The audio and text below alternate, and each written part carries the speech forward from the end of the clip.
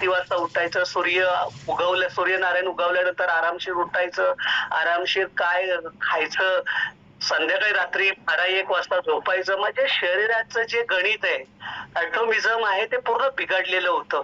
परंतु आपल्या सर्वांच्या दररोजच्या अनुभवामुळं घड्याळाच्या काट्यागत शरीराचं काम चालू आहे. सकाळी बरोबर 4:40 ला सर शरीर उठवतंय, उठ.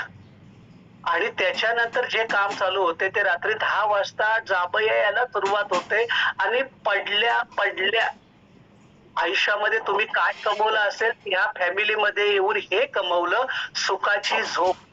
लाखो करोडो रुपये असून सुद्धा तुम्ही हातरुणावर तळमळत राहता. झोप येत नाही, झोपच्या गोळ्या घ्याव्या लागतात, बीपीच्या गोळ्या घ्याव्या लागतात.